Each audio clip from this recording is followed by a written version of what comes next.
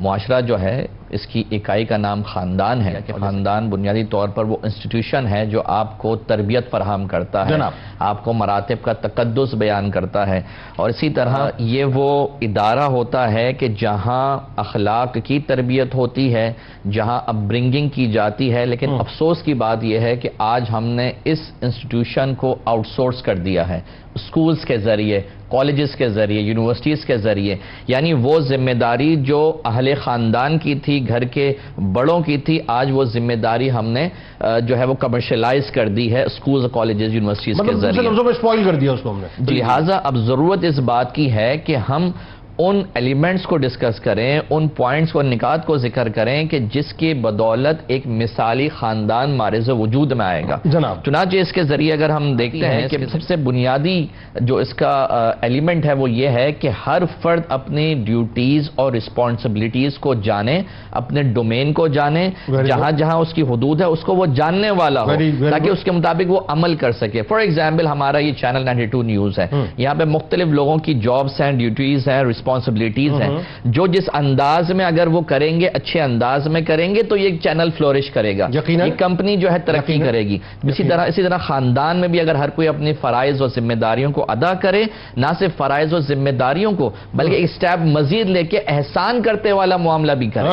جیسے کہ for example اگر ہم 92 نیوز کی ہم بات کریں، ہمارے پاس کیمرہ مین ہے، دیگر افراد ہیں، کوئی نیا انٹرن نہیں آتا ہے، اس کو اتنی اس کی ٹریننگ نہیں ہوتی، اس کو اتنا معلوم نہیں ہوتا، اس کے اندر عیب ہے، نقائص ہیں، تو اب جو پہلے سے وہاں شخص موجود ہے، جو تربیت یافتہ ہے، وہ ایک سٹیپ آگے لیتے ہوئے، ایک احسان کرتے ہوئے اس کو بھی درجہ کمال تک لے کے جائے۔ اسی طرح خاندان کے اندر بھی یہی ہونا چاہیے کہ اپنے وہ افراد کے جو غیر تربیت یافتہ ہیں ان کے اوپر احسان کرتے ہوئے ان کی ترقی کا سامان کریں۔ انٹرنی سے میرے ذہن میں خیال آ گیا کہ خاندان میں اگر بہو آ جائے، انٹرنی ہے نا بالکل، ہاں، تو اس کی تربیت ہم صحیح طور سے کریں، نہ کہ اسے جو ہے پریشان کر کے بھگا دیں۔ بالکل ٹھیک ہے۔ اسی طرح ایک مثالی خاندان اسی وقت معرض وجود میں آئے گا جب گھر کے سربراہ تک ایکسس آسان ہو، وہ رسپانسبلٹیز جو سر انجام دے رہا ہے وہ آسان ہو۔ اور یہ کیوں ہو؟ اس کی وجہ یہ ہے کہ گھر کا سربراہ اللہ تبارک و تعالی نے مرد کو بنایا ہے، اور اس کو جو قرآن نے پکارا ہے یا نام دیا ہے وہ قوام کا نام دیا ہے۔ قوام کیا ہے؟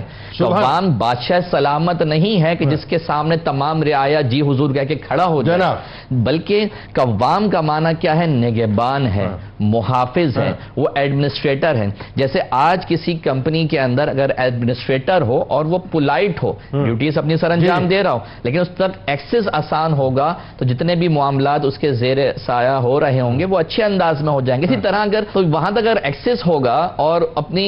جو اپنے مسائل ہیں وہاں والد کو یا جو سربراہ ہے اس کو پہنچا سکتے ہوں گے تو وہ خاندان ایک اچھے انداز میں معرض وجود میں آئے گا۔ ایسا نہیں ہونا چاہیے جیسا کہ ہمارے ہاں ایک صورت ڈیولپ ہو گئی تھی کہ بھائی والد آئے تو بھائی ڈر کے بیٹھ جاؤ اور کمروں میں چلے جاؤ، بلکہ فخریہ طور پر اس کو بیان کیا تھا کہ ابا جی آ گئے، ابا جی کے سامنے کسی کی دال نہیں گلتی، اس کے سامنے کوئی بول نہیں سکتا، گویا کہ ابا جی نہیں ہوگا ڈریکولا ہو گئے، تو بالکل ڈر کے سہم کے بچے بیٹھ جاتے تھے، تو یہ انداز مناسب نہیں۔ اسی طرح مثالی خاندان جب بنے گا جب آپس میں ایک دوسرے کو ہیلپ آؤٹ کریں گے، بالخصوص اگرچہ یہ بات طے ہے کہ کچھ کام خواتین کے ہیں، کچھ کام مردوں کے ہیں، لیکن بعض ایسے کام ہوتے ہیں جو دونوں کر سکتے ہیں، ہوم چورس ہیں وہ بندہ کر سکتا ہے، اور اس میں یہ کوئی تمیز نہیں ہونی چاہیے کہ بھئی یہ تو لڑکیوں کے کام ہے لہذا خاتون ہی کریں گی، ہم کیسے کر سکتے ہیں، ہماری تو شان میں کمی آ جائے گی، ناک کٹ جائے گی۔ اسی طرح مثالی خاندان اس وقت بنے گا جب آپس میں محبت قائم ہوگی، بالخصوص میاں بیوی کے معاملات کو اگر ہم دیکھتے ہیں تو یہاں ہمیں تعلیمات اسلامیہ سے انداز نظر آتی ہیں